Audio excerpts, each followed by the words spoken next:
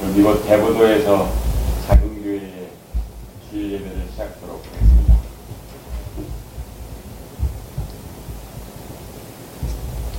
하나님 아버지 감사합니다.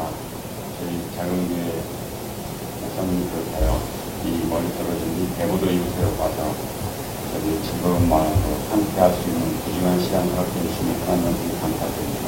하나님, 저희들 이 시간 주님께 진정 영광 돌리고 저희 찬양 드릴 수 있는 귀중한 시간을 쓰실 수 있도록 하나님 아버지 인도하여 주시옵소서. 아멘. 이 모든 말씀을 주 예수 그리스도 이름으로 기도드리옵나이다. 아멘. 아멘. 묵상기도함으로 예배를 시작하도록 하겠습니다. 사도신경 신앙 고백하도록 하겠습니다. 나는 전능하신 아버지 하나님 천지의 창조주를 믿습니다. 나는 그의 유일하신 아들 우리 주 예수 그리스도를 믿습니다. 그는 성령으로 잉태되어 동정녀 마리아에게서 나시고 본디오 빌라도에게 고난을 받아 십자가에 못 박혀 죽으시고 장사된 지 사흘 만에 죽은 자 가운데서 다시 살아나셨으며 하늘에 오르시어 전능하신 아버지 하나님 우편한 데 계시다가 거기로부터 살아있는 자와 죽은 자를 심판하러 오십니다. 나는 성령을 믿으며 거룩한 공교회와 성도의 교제와 죄를 용서받는 것과 몸의 부활과 영생을 믿습니다. 아멘. 찬송 37단 되겠습니다.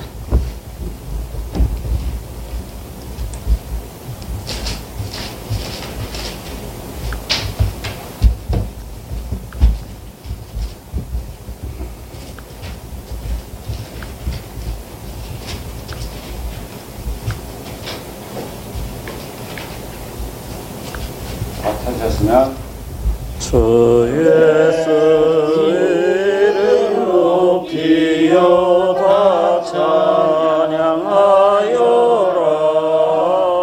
다 찬양하여라 금연류관을 들여서 만유의 주를 찬양하세 찬양 찬양 찬양 만유의 주 찬양 주 예수 당한 고난을 못 잊을 죄인아 못 잊을 죄인아 내 귀한 고백 바쳐서 만유의 주를 찬양하세 찬양 찬양 찬양 만유의 주 찬양 이 지구 위에 거하는 온 세상 사람들 온 세상 사람들 그 크신 위력 높여서 만유의 주를 찬양하세 찬양 찬양 찬양 만유의 주 찬양 영 있는 성도 다 함께 주 앞에 엎드려 주 앞에 엎드려 무궁한 노래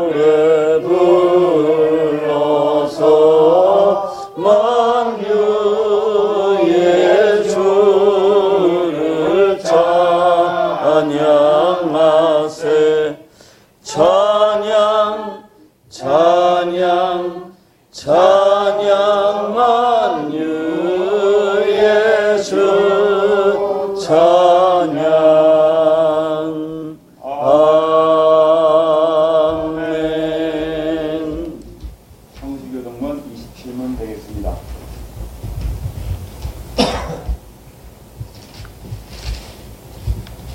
편 51편. 하나님이여 주의 인자를 따라 내게 은혜를 베푸시며 주의 많은 긍휼을 따라 내 죄악을 지워 주소서. 나의 죄악을 말갛게 씻으시며 나의 죄를 깨끗이 제하소서.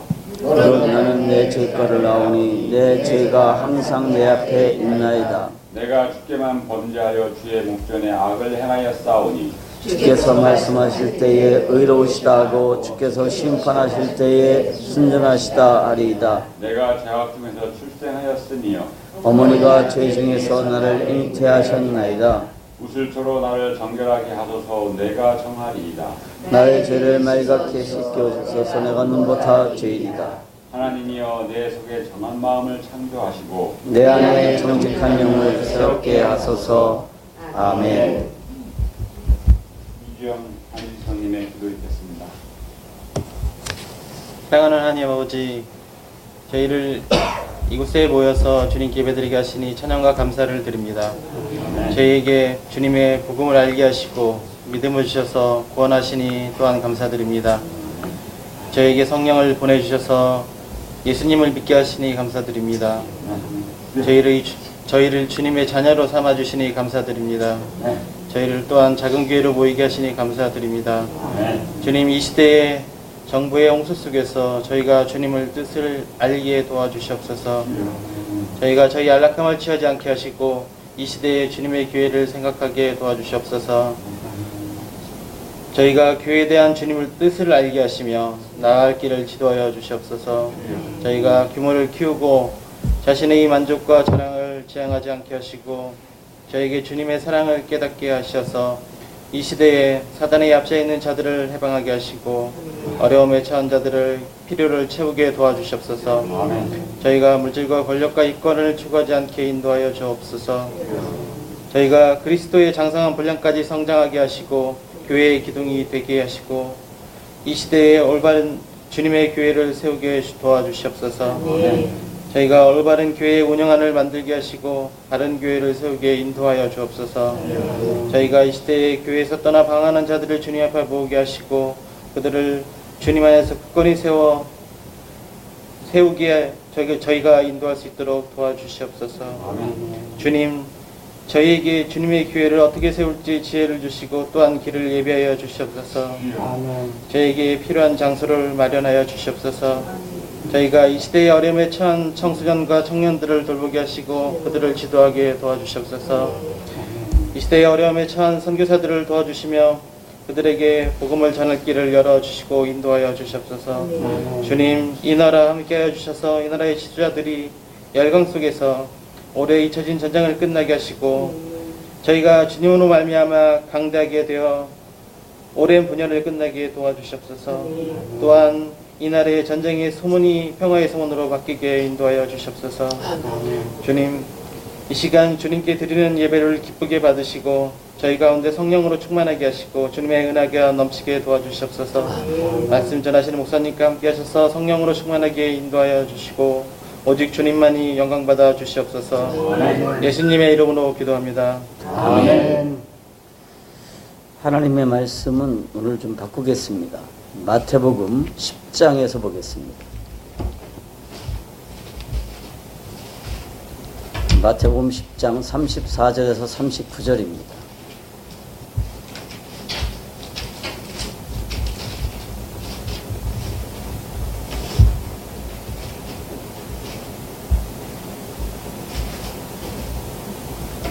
그대로 진행하시면 됩니다. 마태복음 10장 35절에서 34절에서 34절에서 39절. 39절. 제가 먼저 사역을 교독하도록 하겠습니다. 내가 세상에 화평을 주러 온 줄로 생각하지 말라. 화평이 아니요 검을 주러 왔노라.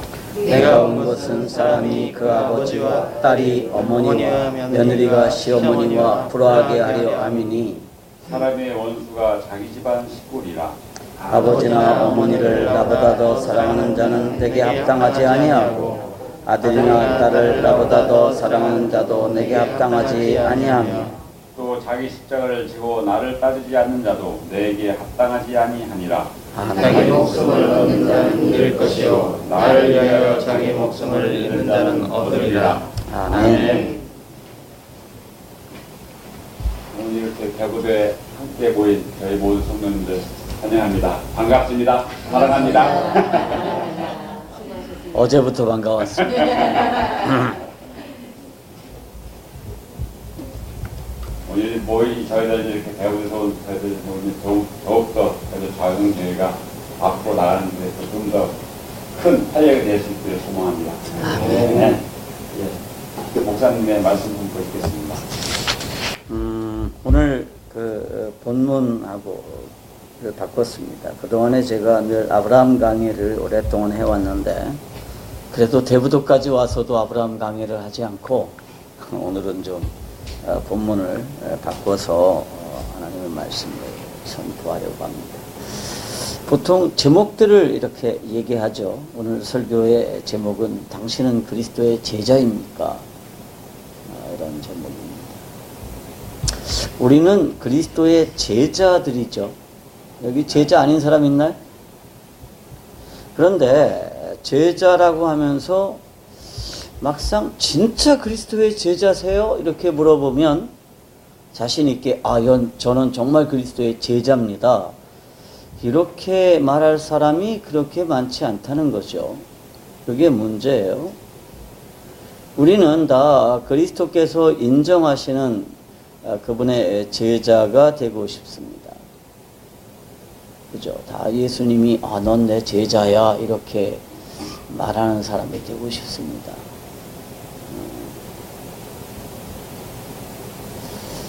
그런데 문제는 주님께서 인정하시는 제자가 되려면 주님께서 제시하시는 조건을 충족해야 된다는 거예요. 요즘은 어느 교수의 제자가 되려면 뭐를 해야 되죠? 수업료를 내야 됩니다. 등록을 하고 수업료를 안 내면 그 제자가 될 수가 없어요. 그런데 우리가 예수님의 제자가 되려면 예수님의 제자가 되기 위한 최소한의 조건을 충족해야 된다는 것입니다. 그리고 그분이 제시하시는 조건이 무엇인지를 알아야 되죠. 그리고 그 조건을 충족시키기 위한 열심이 있어야 되는 거죠. 그래서 오늘 우리가 읽은 이 본문을 통해서 예수님의 제자가 되기 위해서 주님께서 제시하는 조건이 뭔지를 함께 알아보려고 합니다. 오늘 우리가 읽은 이 본문은 주님께서 그의 12 제자들을 부르시고 그들에게 주신 말씀입니다. 그러니까 이 말씀에는 그리스도의 제자로 살기 위한 최소한의 요건이 제시되어 있어요. 어떤 의미에서 우리는 주님의 주위에 모여든 군중들이 아니라 예수님의 제자들입니다. 오늘 여기 모여있는 사람이 11명인데요. 한 명만 더 있으면 12명이 되는데. 그죠? 가로주다가 빠져서 지금 11명입니다. 예수님 주변에는 두 무리가 있었죠. 하나는 군중들입니다. 그러니까 예수님으로부터 기적을 보고 예수님으로부터 빵을 얻어먹기 위해서 모였던 많은 군중들이 있고 그 군중들 가운데 12명의 제자들이 있었어요. 그리고 우리는 그 제자들이 대단한 사람들이었다라고 생각을 하죠. 예수님이 제자들을 선택하신 후에 너희가 내 제자가 되려면 적어도 이렇게 해야 된다라고 가르치신 내용이 오늘 이 본문의 말씀인 거죠. 그래서 오늘 우리는 이 말씀을 통해서 그리스도의 제자로 살기 위한 최소한의 요건이 뭔지를 살펴보면서 제자로 살아갈 수 있도록 결심하는 시간을 좀 가졌으면 좋겠습니다. 제자의 삶을 살려면 어떤 조건을 지켜야 될까요? 첫째로 주님을 가장 소중하게 여겨야 됩니다. 우리 따라 합시다. 주님을 가장 소중하게 여겨야 된다. 가장 소중하게 여겨야 한다. 자, 마가복음 10장 37절을 볼까요?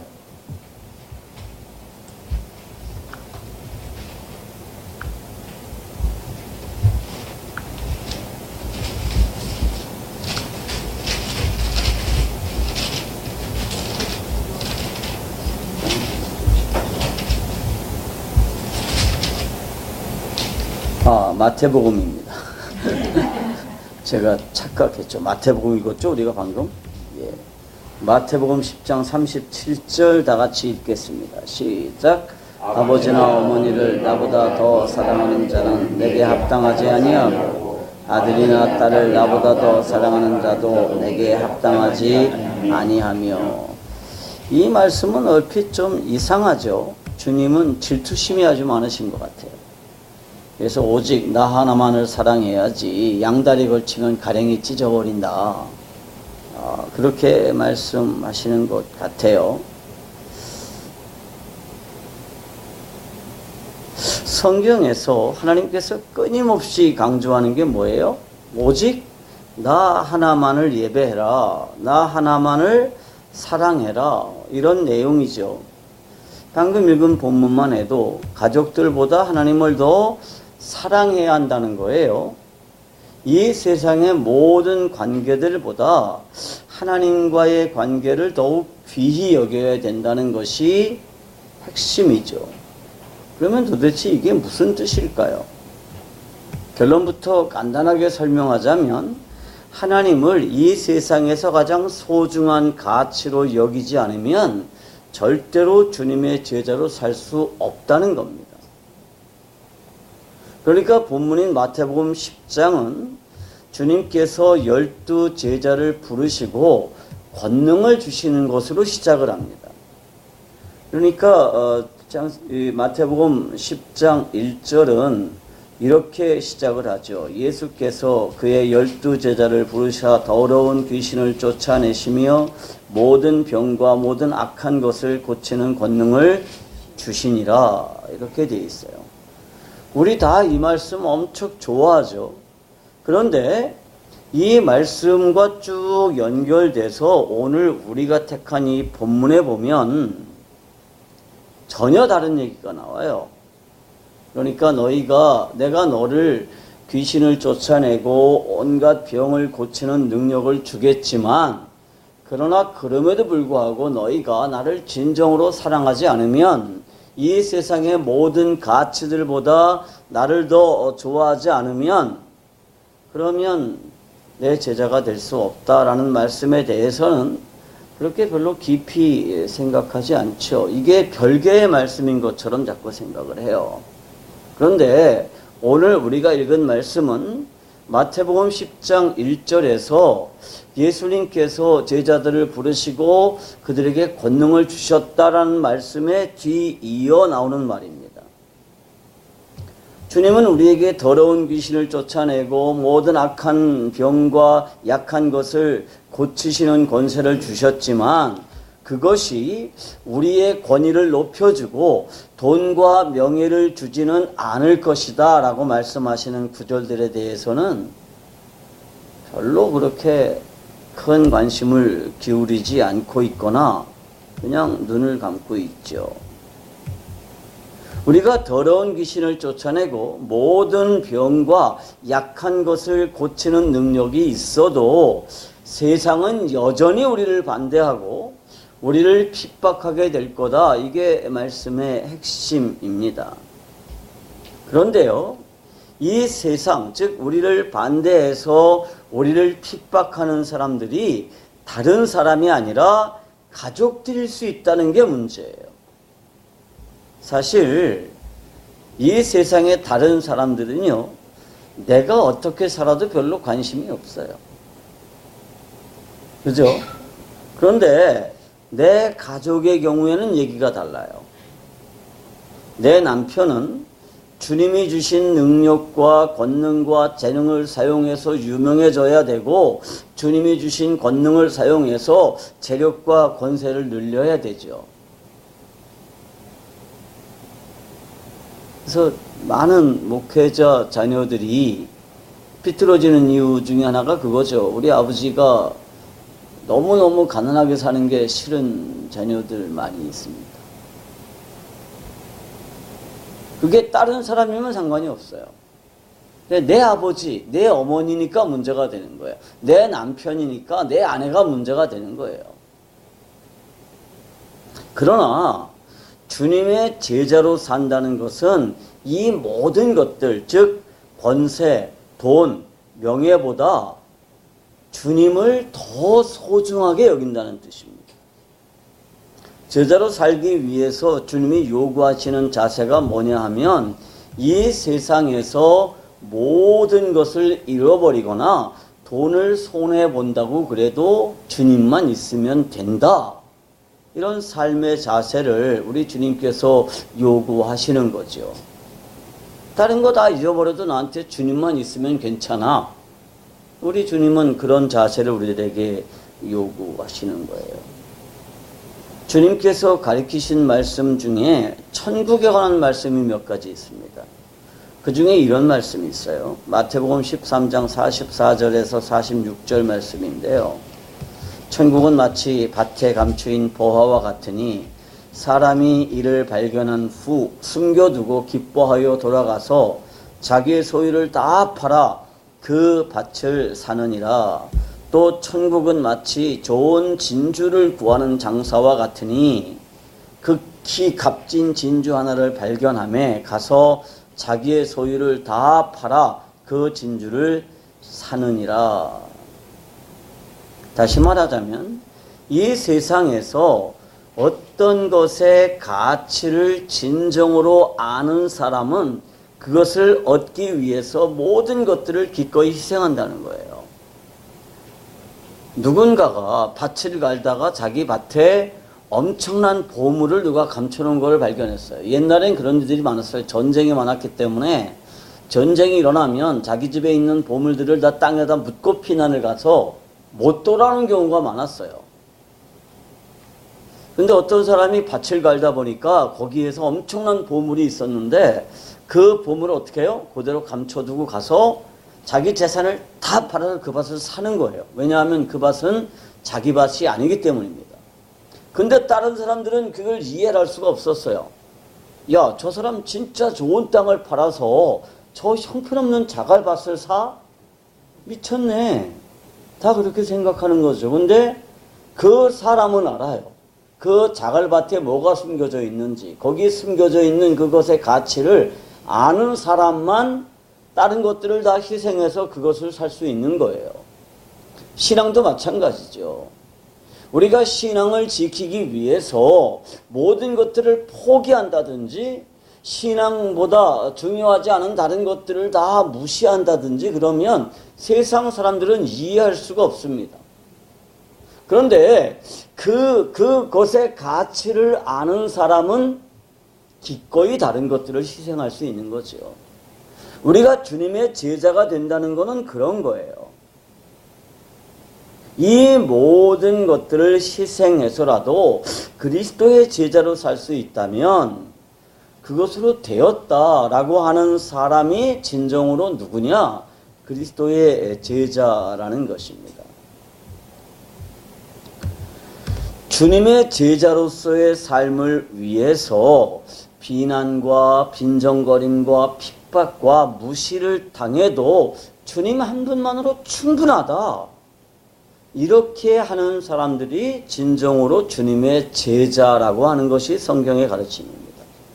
그래서 성경은 제자가 되기 위해서 집안과 불화하는 거, 가족들과 불화하는 것을 각오해야 된다고 말하는 거예요.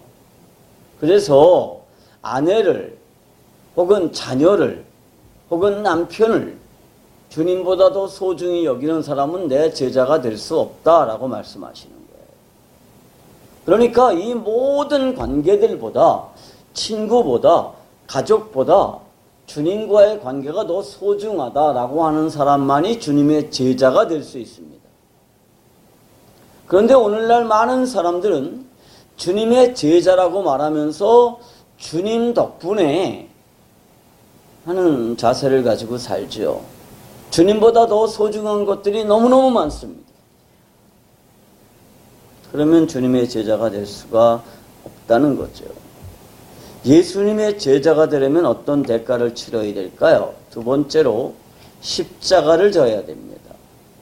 우리 옆에 분들하고 인사할까요? 십자가 집시다. 십자가 졌다. 우리가 가장 많이 오해하고 있는 것 중에 하나가 뭐냐면 예수님을 따르면 모든 환난과 고통이 면제된다라고 생각하는 거예요. 그런데 예수님의 제자로 산다는 것은 십자가를 면제받는 게 아니라, 십자가를 버리는 것이 아니라 자기 십자가를 지고 예수님을 따르는 것입니다. 그러니까 수고하고 무거운 짐진자들아 다 내게로 오라, 내가 너희를 쉬게 하겠다라는 말씀은 네 십자가를 내가 대신 져주겠다는 게 아니에요. 거기서 말하는 수고하고 무거운 짐이라고 하는 것은 율법과 죄의 멍에예요. 그 율법과 죄의 멍에를 내게 와서 벗어나라는 말씀이지, 내게로 오기만 하면 내가 네 모든 십자가를 다 벗겨서 내가 지겠다라고 하시는 말씀이 아니에요. 우리 주님은 오히려 뭐라고 그러냐 하면 자기 십자가를 지고 나를 따르지 않는 자도 내게 합당하지 않다, 이렇게 말합니다. 그러니까 우리는 예수님의 십자가를 대신 지는 건 아니에요. 그죠? 예수님의 십자가는 예수님이 이미 지셨어요. 그러면 우리가 져야 될 십자가를 그분이 다 대신 지셨느냐? 아니에요. 우리도 각자 뭐가 있어야 돼요? 자기 십자가를 져야 된다는 것입니다. 그래서 예수님을 따르는 제자의 조건으로 반드시 필요한 게 뭐냐 하면 자기 십자가를 지고 예수님을 따라가는 거예요. 자기 십자가를 지고. 그런데 이 본문에서 내게 합당치 않다라고 하는 말씀이 나오죠. 근데 여기서 이 합당하다라는 단어가 악시우스라는 단어예요. 이거는 우리 주님이 예배 받으시기에 합당하십니다라고 할 때 그 악시오스라는 단어를 쓰거든요. 그러니까 이거는 그만한 자격을 갖추고 있다는 거예요. 십자가를 지고 예수님을 따르는 사람은 예수님의 제자가 될 수 있는 합당한 자격이 있지만, 자기가 져야 될 십자가를 피하는 사람은 예수님의 제자로 자격이 없다는 뜻입니다. 이게 주님의 가르침이에요. 그렇기 때문에 예수님을 따른다라고 하는 것은 자기 십자가를 진다는 게 전제돼야 돼요. 여러분, 십자가라는 게 뭐예요? 우선 의미하는 게 고난입니다. 오늘 아침에 하나님께서 우리들에게 주신 말씀이 이거예요. 우리가 주님을 따라가려면 주님께서 주님이 지신 십자가, 주님의 십자가가 아니라 각자가 각자의 십자가를 지고 주님을 따라가야 되고 주님과 동행해야 된다는 겁니다. 우리 모두에게는 다 각기 다른 십자가가 있어요.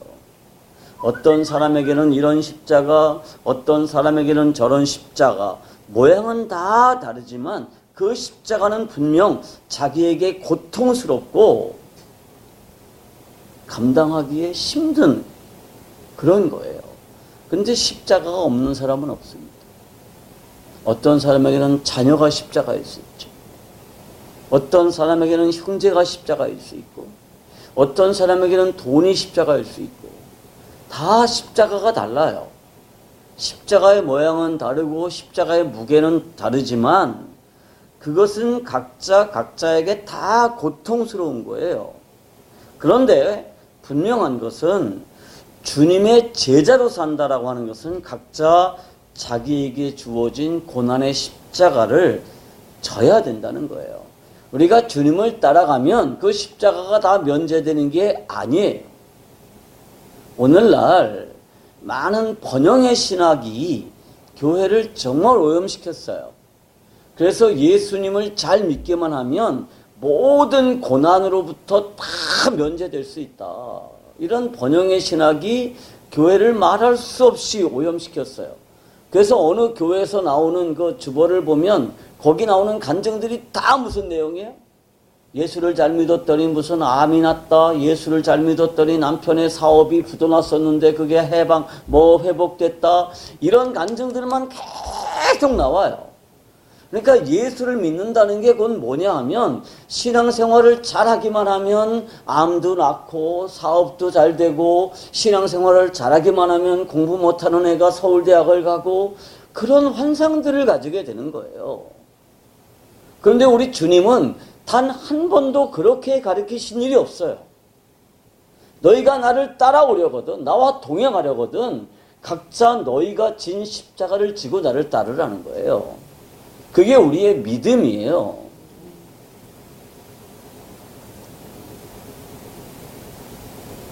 그러니까 분명한 것은 주님의 제자로 산다는 게 뭐냐? 각기 자기에게 주어진 고난의 십자가를 져야 된다는 거예요. 그런데 그 고난은 그냥 의미 없이 주어지는 고난이 아니에요. 그리스도인에게 주어지는 고난은 그냥 고난 자체가 아니에요. 그 고난은 우리를 성숙시키기 위한 고난이에요. 그게 다른 거죠. 고난은 우리를 영적으로 성숙시킵니다. 그래서 로마서 8장 1절은 이렇게 기록하죠. 자녀이면 또한 상속자 곧 하나님의 상속자요 그리스도와 함께한 상속자니 우리가 그와 함께 영광을 받기 위하여 고난도 함께 받아야 할 것이니라. 로마서 8장 18절에 따르면 이렇게 되어 있어요. 생각컨대 현재의 고난은 장차 우리에게 나타날 영광과 비교할 수 없도다. 그러니까 그리스도인에게 고난이라고 하는 것은 아무 의미 없이 그냥 주는 고난이 아니에요. 이 고난은 우리에게 그리스도의 영광에 참여할 수 있도록 우리를 성숙시키기 위한 고난이에요. 그러니까 이 우리가 고난의 의미를 알고 이 고난을 받아들이면 그 고난은 우리를 영적으로 성숙시켜 나갈 것입니다. 하나님은 야고보서를 통해서 이렇게 말씀하십니다. 야고보서 1장에 2절부터 4절까지를 제가 읽어드리겠습니다. 내 형제들아 너희가 여러 가지 시험을 만나거든 온전히 기쁘게 여기라. 이는 너희 믿음의 시련이 인내를 만들어내는 줄 너희가 알미라. 인내를 온전히 이루라. 이는 너희로 온전하고 구비하여 조금도 부족함이 없게 하려 함이라. 우리가 시험을 당할 때 다시 말하면 우리가 십자가 앞에 있을 때 그 십자가를 기쁘게 감당해야 되는 이유가 뭐냐 하면 그 십자가가 그 시련이 뭐를 만들어내느냐? 인내를 만들어내고 그 인내는 나를 온전하게 성숙시킬 것이기 때문이라는 것입니다. 그래서 십자가가 주어졌을 때 그것을 어떻게 해라? 슬퍼하거나 도망치려고 하지 말고 어떻게 해라? 기쁘게 감당하라는 게 우리 주님의 가르침이에요. 그런데 그 십자가는 자기의 십자가입니다. 주님은 우리에게 남의 십자가, 자신이 도저히 질 수 없는 십자가가 아니라 오직 자신이 감당할 수 있는 십자가를 지도록 하셨습니다. 주님은 우리를 너무너무 잘 아세요. 그래서 내가 어느 정도 크기의 십자가를 감당할 수 있는지 너무너무 잘 아시고 딱 그만큼의 십자가만 지도록 하십니다. 이 부분을 우리 주님은 고린도서를 통해서 이렇게 말씀하시죠. 사람이 감당할 시험 밖에는 너희에게 당한 것이 없나니 오직 하나님은 미쁘사 너희가 감당하지 못할 시험 당함을 허락치 아니하시고 시험 당할 즈음에 또한 피할 길을 내서 너희로 능히 감당하게 하시느니라. 이게 고린도서 10장 31절의 말씀이에요. 그러니까 주님은 나를 너무너무 잘 아시기 때문에 내가 딱 풀 수 있는 문제만 주신다는 거예요. 한서는 지금 한서가 풀 수 있는 수학 문제가 있어요. 공대에서 푸는 대학 수학은 아직 한서가 못 풀어요. 그런데 한서에게 유치원 아이들이 푸는 수학 문제를 내줄 필요는 없죠. 그죠? 그건 너무너무 쉬우니까. 또 대학 수학 문제를 내줄 필요도 없어요. 한서가 그건 못 푸니까. 딱 얼만큼을 주느냐? 고등학교, 중학교 아이들이 풀 수 있는 시험 문제만 주는 거예요. 그게 좋은 선생입니다. 우리 주님은 너희가 내 제자가 되려면 십자가를 지고 나를 따라오라고 말씀하시는데 각자 자기 십자가고 그 자기 십자가를 왜 지도록 하시느냐 하면 그 십자가가 우리를 영적으로 성숙시킬 것이고 그 십자가는 그 사람에게 딱 맞는 십자가라는 거예요. 몇 년 전에 제가 어느 식당에서 밥을 먹고 있는데 그 식당이 굉장히 큰 식당인데 손님이 없더라고요. 근데 주인 아주머니가 이제 뭐 이렇게 서빙하러 와가지고 서빙을 해주면서 혹시 목사님이신가요? 그래서 예, 저 목사 맞습니다. 그랬더니 이제 와가지고 손님이 없으니까 고기도 구워주고 이래가면서 얘기를 하는데 자기가 집사래요. 근데 그 교회 목사님에 대한 원망을 엄청나게 하는 거야. 어떤 원망을 하냐면 그 교회가 예배당을 줬어요. 50억짜리인가를 예배당을 줬는데 그 예배당을 교인들이 그 은행에서 대출을 받는 걸 교인들이 다 보증을 서서 대출을 받아서 줬어요. 근데 그 집사님이 그 건물, 큰 건물이 자기 거예요. 근데 거기서 27억을 자기가 보증을 줬어요. 대출을 27억을 받아서 자기가 대출을 받아서 교회에 건축 헌금으로 이제 빌려준 거죠. 헌금을 한 게 아니고. 근데 그 교회가 생각보다 부흥이 안 돼가지고 이자가 계속 밀려서 부도가 났어요. 그래서 은행에서 경매가 들어왔는데 담임 목사님이 몰라라 한다는 거예요. 그러니까 이 교인들이 그 순복음교회인데 여의도 순복음교회를 찾아가서 조영규 목사님한테 여의도 순복음교회에서 이 교회를 사주십시오. 책임지고. 그래서 오케이 했대요. 근데 담임 목사가 칼을 들고 쫓아가가지고 난리를 쳤대요. 어떤 놈이든 저기 간섭하면 죽여버리고 나도 죽겠다고. 뭐 그렇다고 막 담임 목사를 원망하는 거예요. 이럴 때는 어떻게 해야 되냐고. 그래서 제가 다 듣다가 집사님 그거 원망하실 일이 아닌 것 같아요. 감사해야 될 것 같은데요. 그랬더니 어떻게 감사할 수 있냐고. 그래서 집사님이 그 정도 감당할 능력이 있으니까 하나님이 이런 시험을 주시는 거지.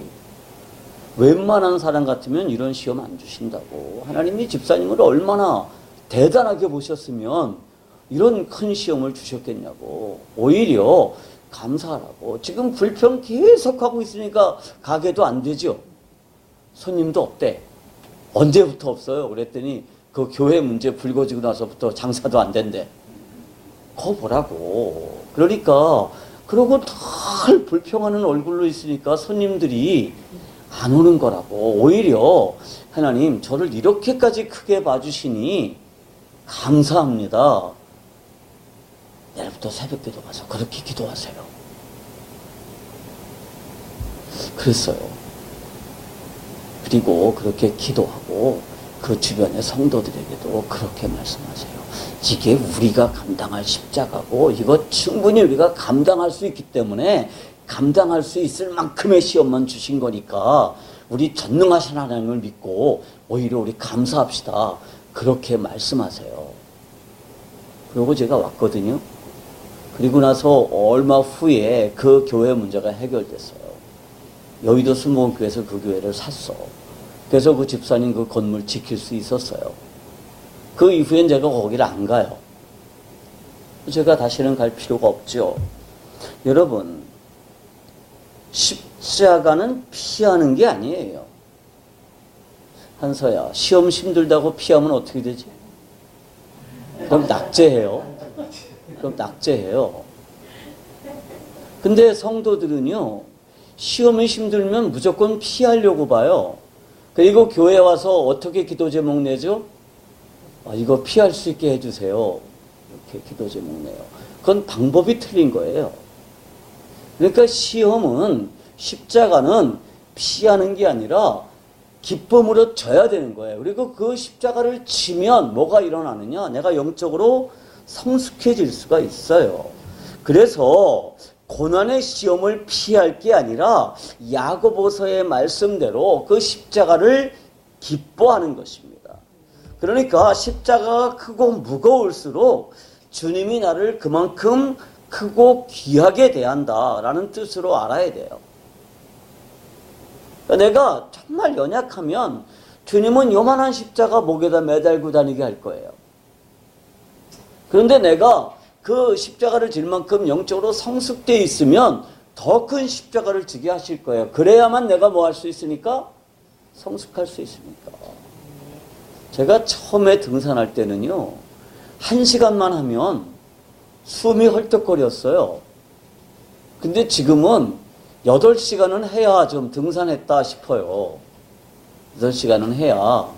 그러니까 지금 저한테 1시간만 등산하세요 그러면 운동도 안 되는 것 같아요. 사람도 그래요. 여러분, 십자가가 크고 무거우세요? 그러면 그게 크고 무거운 것일수록 주님이 나를 그만큼 귀하게 대한다는 뜻으로 알아야 됩니다. 아멘. 주님의 제자가 되어서 주님을 따라가려면 어떤 조건이 필요하다 그랬어요? 자기 십자가를 지고 주님을 따르는 거예요. 십자가 다 벗어버리고 소풍 가듯이 주님을 따라가는 게 아니에요. 여러분, 신앙생활은 소풍이 아니에요. 소풍 갈 때도 뭐는 짊어지고 가야 돼요? 지 먹을 거는 짊어지고 가야 돼요. 소풍 갈 때도. 근데 아무것도 안 가지고 다 주님이 해결해 주실 거야. 소풍 가서도 주님 뭐 주실래요? 그런 거 아니라는 거예요. 그래서 신앙생활은 소풍이 아니다. 오늘의 명언. 예수님의 제자가 되려면 어떤 대가를 치러야 되느냐? 셋째로 날마다 죽어야 됩니다. 우리 따라합시다. 날마다 죽어야 돼요. 날마다 죽어야 돼요. 이순득 여사님, 날마다 죽어야 됩니다. 우리 각자 부인들에게 말합시다. 날마다 죽어야 됩니다. 날마다 죽어야 돼요. 우리 남편들에게 말합시다. 날마다 죽어야 됩니다. 근데 여자분들은 잘 못하시네요. 설마 미안해서? 무서워서? 십자가의 또 다른 의미는 자기 부인이에요. 십자가의 의미는 고난이고 또 다른 의미는 자기 부인입니다. 원래 십자가는 무슨 용도죠? 이게 사람을 죽이는 형틀이에요. 응? 그것도 가장 치욕적이고 가장 모욕적인 방법으로 사람을 죽이는 겁니다. 가장 고통스러운 방법으로 사람을 죽이는 거예요. 그런데 우리가 주님의 제자로 산다는 것은 십자가를 지는 것인데 그 십자가는 뭐냐? 자기를 죽이는 형틀입니다. 그래서 로마서 6장 6절은 이렇게 말씀하고 있습니다. 우리가 알거니와 우리의 옛사람이 예수와 함께 십자가에 못 박힌 것은 죄의 몸이 죽어 다시는 우리가 죄에게 종노릇하지 아니하려 함이니 그랬습니다. 우리가 예수 그리스도를 받아들이는 그 순간에 내 옛사람은 죽었습니다. 그 옛사람은 스스로를 주인으로 받아들이고 스스로를 우주의 중심이고 신과 같은 존재로 인정하던 존재였어요. 그게 옛사람입니다. 그 옛사람은 하나님을 향한 반역에 참여한 존재이고 그 반역을 지금도 계속하고 있는 그런 존재예요. 그런데 내 안에 새로운 생명이 심어진 그 순간에 그 옛사람은 이미 죽었습니다. 우리 주님이 십자가를 지는 그 순간에 그것은 이미 죽었죠. 아니, 우리 조상인 아담이 마귀와 동맹을 맺고 하나님을 향한 이 반역에 참여한 이래로 그 옛 생명은 이미 죽었습니다. 그러나 아직 그것은 살아있는 것처럼 보이죠.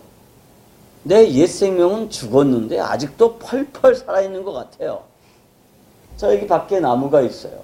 그런데 나무에서 가지를 한번 잘라보세요. 그러면 그게 금방 말라버리고 썩어서 없어지나요? 아니에요. 그것은 오랫동안 여전히 푸르고 그리고 싱싱한 것 같아요. 그러나 한번 생각해 보십시오.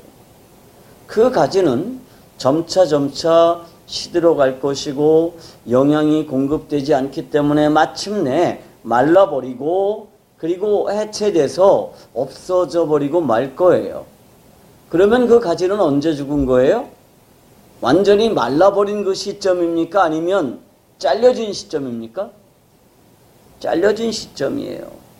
그러니까 우리에게 죽음이 찾아온 이유가 뭐예요? 생명과 에너지의 원천인 하나님과의 관계가 끝장났기 때문입니다. 생명과 에너지의 원천인 하나님과의 관계가 끝나서 이제 더 이상 에너지가 공급되지를 않게 됐습니다. 그러나 그 상태대로 인간은 여전히 그냥 잘 살고 있는 것처럼 보여요. 여전히 건강하게, 여전히 부유하게 살고 있는 것처럼 보여요. 마치 나무에서 잘린 가지가 여전히 죽지 않고 푸르고 싱싱해 보이는 것과 같아요. 그러나 그것은 더 이상 생명이 없기 때문에 언젠가는 말라버리고 말 거예요. 십자가는 이것을 우리들에게 보여줍니다. 반역의 결과가 어떤 것인지를 보여주죠. 그러니까 십자가는 주님만 죽이는 게 아니에요. 모든 사람은 다 죽음 아래 지배당하고 있습니다. 죽음이 지배하고 있죠. 왜? 생명의 근원이신 하나님으로부터 잘려졌기 때문에 다 죽음이 지배하고 있습니다. 반역의 결과 우리 옛사람은 다 죽었어요. 그런데 마귀는 끝까지 우리를 속이죠. 옛 생명이 여전히 살아있는 것처럼 우리를 속입니다. 그리고 옛 생명이 여전히 내 주인의 자리를 차지하고 있는 것처럼 우리를 속여요. 그래서 우리는 늘 속지요. 내 욕심의 인생을 내주고 하나님의 영광을 구하고 하나님의 영광을 드러내는 대신에 내 영광을 구하고 내 영광을 드러내는 일에 관심을 가집니다. 하나님을 예배하는 게 아니라 누구를 예배해요? 나를 예배하죠. 내 욕심을 예배합니다. 그런데 그 욕심과 영광은 언젠가 어떻게 될 거예요? 썩어질 거예요. 그래서 하나님은 썩어질 영광이라고 말해요. 우리 인간의 영광은 마침내 썩어질 거예요. 왜냐하면 이미 생명의 에너지가 공급되지 않기 때문입니다. 우리가 그리스도의 제자가 되어서 그를 따라간다고 하는 것은 날마다 이것을 인정하는 것입니다. 우리가 날마다 십자가를 진다는 게 뭐냐? 이걸 인정하는 거예요. 십자가는 날마다 내 옛사람이 죽었다는 것을 인정하는 것입니다. 그래서 로마서 6장 11절은 이렇게 말씀하십니다.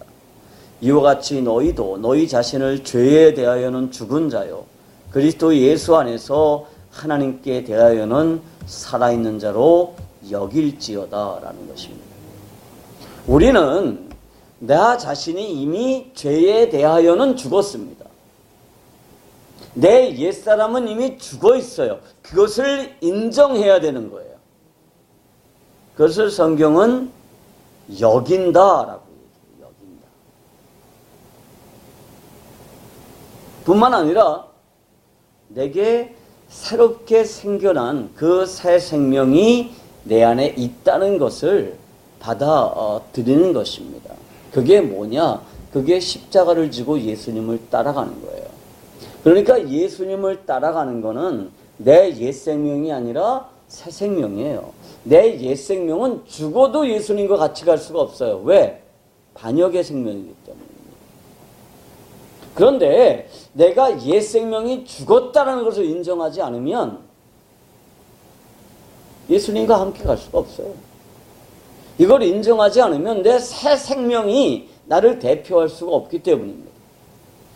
그래서 끊임없이 내 옛 생명이 죽었다라는 사실을 인정하는 게 뭐냐? 그게 십자가를 지는 거예요. 여기에 대해서 하나님께서는 갈라디아서 2장 20절에서 이렇게 말씀하시죠. 내가 그리스도와 함께 십자가에 못 박혔나니 그런즉 이제는 내가 사는 것이 아니요 오직 내 안에 그리스도께서 사는 것이라. 이제 내가 육체 가운데 사는 것은 나를 사랑하사 나를 위하여 자기 자신을 버리신 하나님의 아들을 믿는 믿음 안에서 사는 것이다. 이 말씀이 그런 의미예요. 십자가를 진다는 또 다른 의미가 있어요. 그것이 오늘 우리의 본문인 마태복음 10장 39절에 기록되어 있습니다. 다 같이 읽을까요? 시작. 자기 목숨을 얻는 자는 잃을 것이요 나를 위하여 자기 목숨을 잃는 자는 얻으리라. 여러분, 주님의 제자가 돼서 주님을 따르는 조건이 뭐냐 하면, 십자가를 진다는 게 뭐냐 하면 죽음도 각오해야 된다는 것입니다. 사실 우리가 제일 두려워하는 게 뭐예요? 죽는 거죠. 늙는 게 왜 싫습니까? 늙으니까 얼굴이 쭈글쭈글해져서 싫어요? 여자들은 그게 제일 싫은 것 같더라고요. 그래서 여자들은 머리가 쉬면 다 염색을 하죠. 다 염색을 해요. 그런데 왜 싫으냐 하면 죽는 날이 가까워오기 때문에 싫습니다.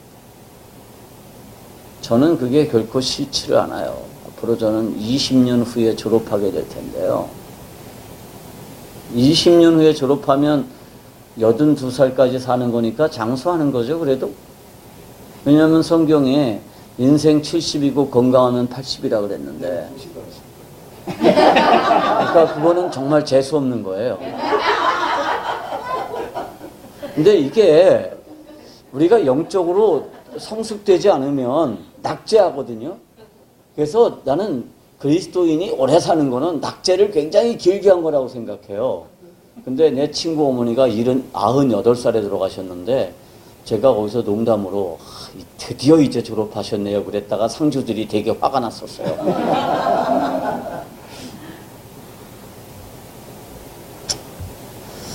우리가 죽음을 두려워하는 이유는 이거예요. 죽음은요, 모든 소유와 관계를 포기하도록 강제하는 힘이 있어요.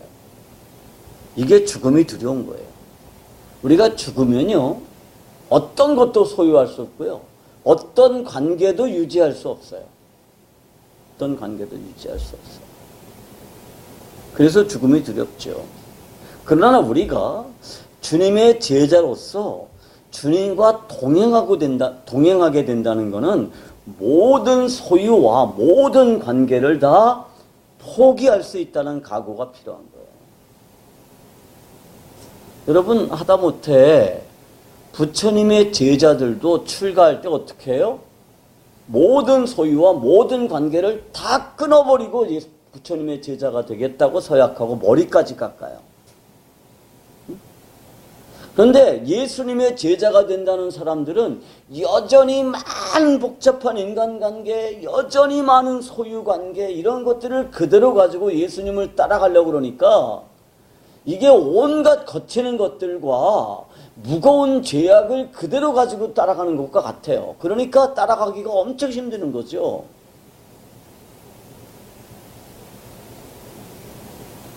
그러니까 우리 주님이 이렇게 말씀하시는 거예요. 자기 목숨을 잃는 자는 얻는 자는 잃을 거고 나를 위하여 자기 목숨을 잃는 자는 얻으리라. 이 얘기가 뭐냐 하면 나를 따라오려면 모든 소유와 모든 관계를 다 포기할 수 있다는 각오가 필요하다는 거예요.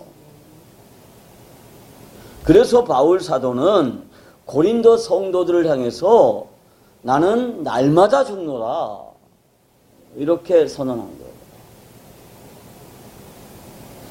사랑하는 우리 작은 교회 공동체 여러분, 우리는 하나님의 은혜로 구원을 받았고 하나님의 백성이 됐습니다. 그리고 예수님의 제자가 됐어요. 그런데 제자로서의 삶이 그렇게 성공적이지 못한 이유가 있습니다. 그것은 우리가 제자가 되기 위한 대가를 지불하려고 하지 않기 때문입니다. 그러니까 등록금을 제대로 안 내는 거예요. 그러니까 등록금을 안 내면 졸업장을 안 줘요. 학교에서. 그죠? 이제 우리가 그분의 성공적인 제자가 되기 위해서는 기꺼이 뭐 해야 되느냐? 대가를 지불해야 된다는 거예요. 예수님이 이렇게 말씀하셨어요. 누군가 성을 세우려면 그 성을 세우는 데 필요한 계산서를 먼저 작성하지 않느냐. 너희가 내 제자가 된다면서 어떻게 너희가 지불해야 될 그 대가가 뭔지를 계산해 보지 않느냐는 거예요. 우리가 예수님의 제자가 되기 위해서 지불해야 될 대가가 뭔지를 계산해 봐야 돼요. 다른 수학은 잘하면서 그건 잘 안 해. 어? 여러분, 우리가 그분에게 지불해야 될 대가가 뭡니까? 그분을 최고의 가치로 여기는 것입니다. 이 세상에서 다른 것들을 얻지 못하고 잃어버리는 한이 있어도 그분 한 분만 있으면 된다. 이런 자세로 사는 것입니다. 그래서 이 시대에 가장 영향력을 끼치는 곳이 김용의 목사가 하는 복음학교인데 거기서는 예수면 다다. 이게 굉장한 캐치프레이즈예요. 예수면 다냐? 예수면 다다. 여러분, 그런 각오가 있나요? 예수면 다입니까? 예수님 말고도 다른 게 필요해요? 저는 가끔 그렇게 농담합니다. 예수님도 필요하지만 커피도 필요한 남자.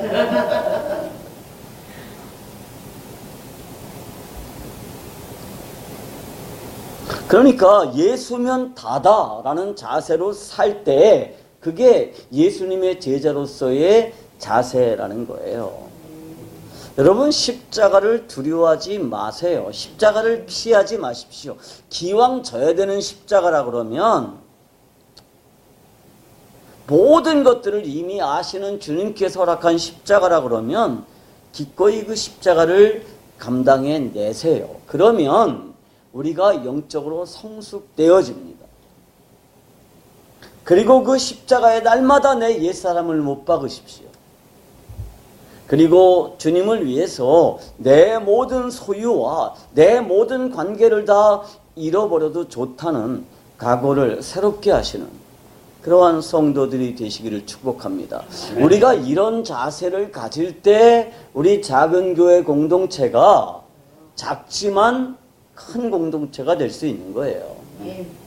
그러니까 그냥 뭐 말로만 되는 게 아니에요. 문제는 뭐냐? 문제는 내 마음이고 그리고 내 자세. 우리가 이렇게 대부도에 와서 하나님의 말씀을 함께 살펴보도록 하신 이유가 있을 거고, 또 어젯밤에 갑자기 하나님께서 본문을 바꿔라 그런 메시지를 주셔서 오늘 아침에 갑자기 본문을 바꿔서 이 말씀을 나누도록 하신 이유가 분명히 있을 것입니다. 원컨대 우리가 다 주님의 제자가 되어서 주님과 함께 동행할 수 있으면 좋겠습니다. 아멘. 주님을 가장 소중한 가치로 여기고 주님과 십자가를 지고 동행하고, 그리고 무엇보다도 날마다 나를 십자가에 못 박는, 그리고 이미 죽어버린 내가 사는 것이 아니라 내 안에 그리스도께서 사는 그러한 성도들이 되시기를 우리 주님의 이름으로 축복합니다. 아멘. 기도하십시다. 우리 다 같이 하나님 앞에 공동으로 기도하면서 나아가겠습니다. 오늘 하나님의 말씀을 우리 기억하면서 하나님, 제가 주님의 제자가 되기를 원합니다.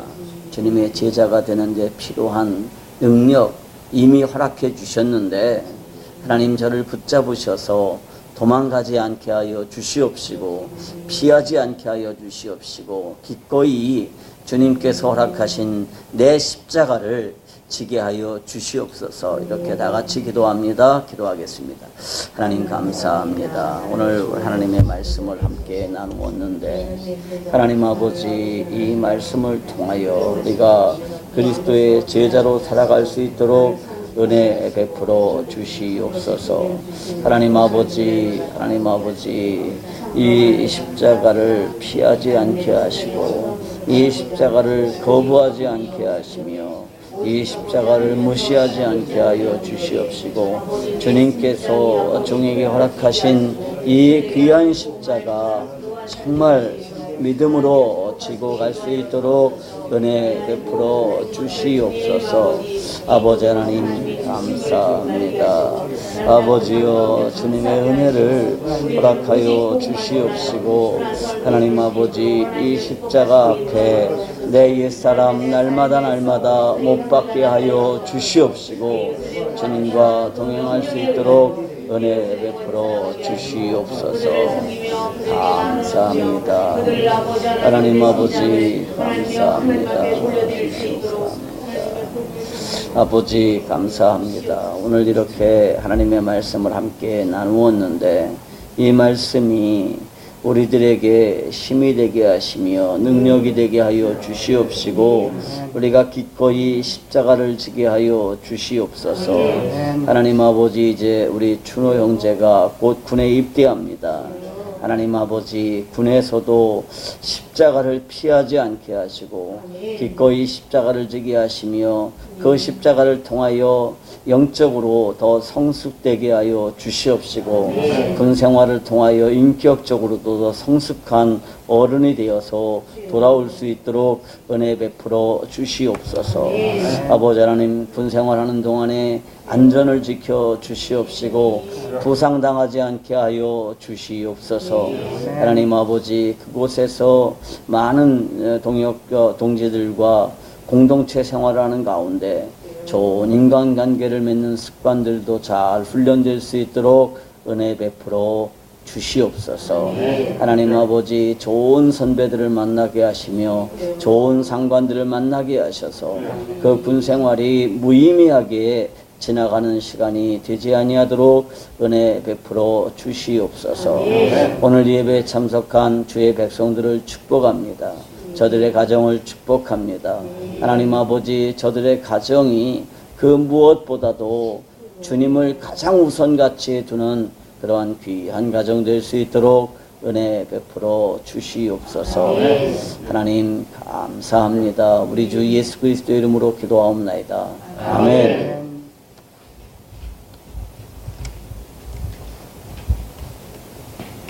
찬송 347장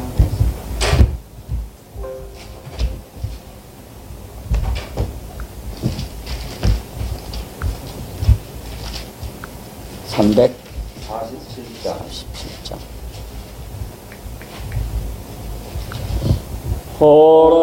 허락하신 새 땅에 들어가려면 마음의 준비 다하여 힘써 일하세. 여호수아 본받아 앞으로 가세. 우리 거할 처소는 주님뿐일세. 시험 환난 당해도 낙심 말고서 맘의 걱정 버리고 힘써 일하세. 여호수아 본받아 앞으로 가세. 우리 거할 처소는 주님뿐일세.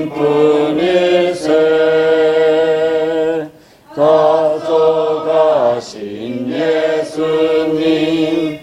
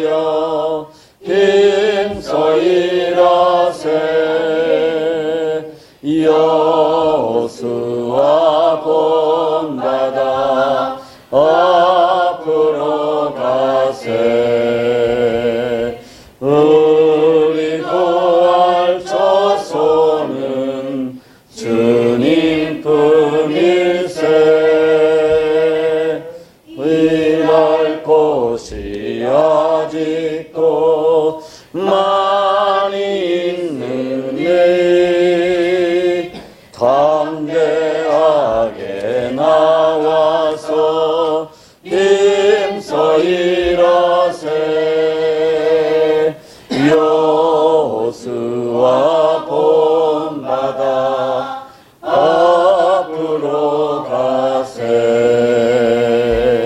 우리 거할 처소는 주님 품일세. 아멘. 헌금을 위해서 기도하겠습니다. 하나님 아버지, 우리가 주님 앞에 나올 때마다 주님께서 베푸신 은혜들을 기억합니다. 내게 돈 벌 수 있는 재능을 허락하시고 내게 인간관계를 허락하시며 많은 소유들을 허락하신 주님 감사합니다. 그러나 이 모든 것들이 내 것이 아니며 주님께서 내게 맡겨주신 것이란 사실을 영원토록 잊지 않게 하여 주시옵시며 하나님 행여나 내 것이라고 하여 내 것을 내 마음대로 쓰는데 무슨 상관이 있느냐고 말하는 범죄를 범하지 않게 하여 주시옵시며 주님께서 맡겨주신 이 귀한 것들 주님의 뜻에 합당하게 집행할 수 있는 믿음 허락하여 주시옵소서. 하나님 아버지, 이것이 오병이어처럼 열매를 맺게 하여 주시옵시고 하나님의 나라의 귀한 투자가 될 수 있도록 은혜 베풀어 주시옵소서. 감사합니다. 우리 주님 예수 그리스도의 이름으로 기도하옵나이다. 아멘. 우리 찬송가 620장 1절만 찬양하겠습니다.